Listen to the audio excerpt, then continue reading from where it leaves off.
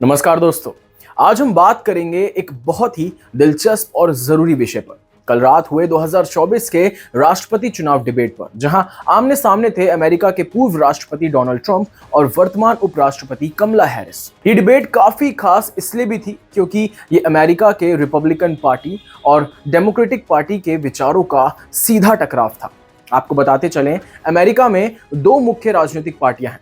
Republican party, जिसे कभी कभी जीओपी भी कहा जाता है, जिसका मतलब है ग्रैंड ओल्ड पार्टी, और डेमोक्रेटिक पार्टी। रिपब्लिकन पार्टी को ट्रंप रिप्रेजेंट करते हैं, जो ज्यादातर कॉन्जर्वेटिव यानी कि पारंपरिक नीतियों में विश्वास रखते हैं। वहीं डेमोक्रेटिक पार्टी की कमला हैरिस ज्यादा लिबरल यानी कि प्रगतिशील नीतियों का समर्थन करती हैं। कमला हैरिस ने इस डिबेट में अपनी छवि को एक यूनिफाइंग लीडर की तरह पेश किया, यानी वो पूरे देश को एकजुट करने की बात कर रही थी। उन्होंने खासकर मिडिल क्लास और छोटे व्यापारियों पर जोर दिया। हैरिस ने कहा कि अगर वे जीतती हैं तो वह छोटे बिजनेस के लिए $50,000 का टैक्स डिडक्शन यानी कि टैक्स में छूट लाएंगी और पहली बार खरीदने वालों के लिए, घर खरीदने वालों के लिए $25,000 की डाउन पेमेंट सहायता योजना भी शुरू करेंगी। सिर्फ यही नहीं, उन्होंने रॉय वी वेड को वापस लाने की बात की। दोस्तों, रॉय वी वेड एक ऐतिहासिक मामला था जो 1973 में अमेरिका की सुप्रीम कोर्ट में हुआ था।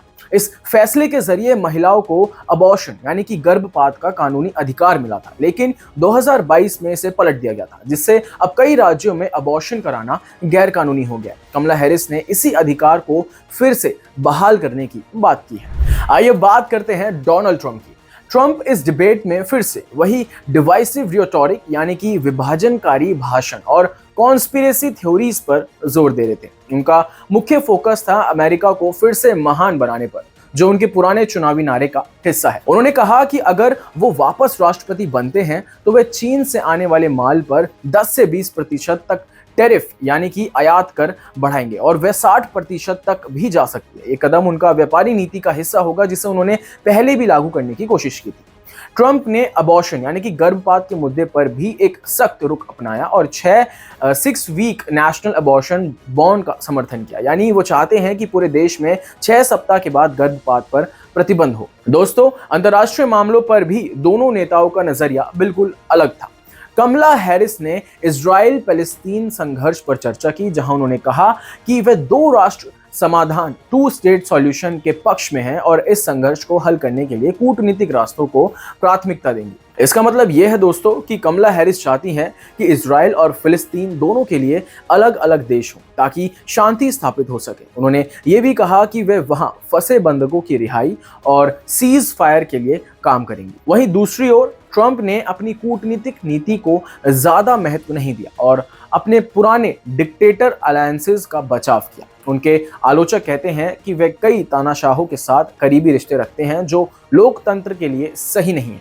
हैरिस ने इस पर तीखी आलोचना की। अब बात करते हैं जनता की राय की, क्योंकि जनता की राय सबसे ज्यादा इंपॉर्टेंट है। डिबेट के बाद हुए पोस्ट पोल्स में कमला हैरिस ने डोनाल्ड ट्रंप को साफ मात दी। 57% लोगों ने कहा कि कमला हैरिस ने इस डिबेट में बाजी मारी है, जबकि केवल 34% ने ट्रंप को चुना।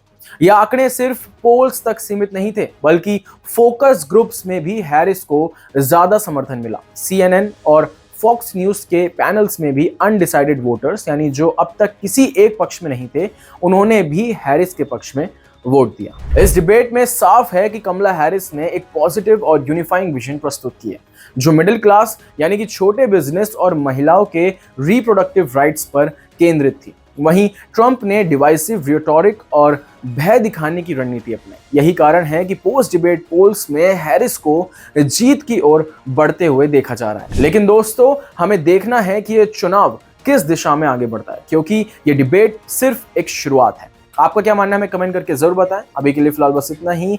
हर खबर से जुड़े रहने के लिए देखते रहिए क्लिक इंडिया। धन्यवाद।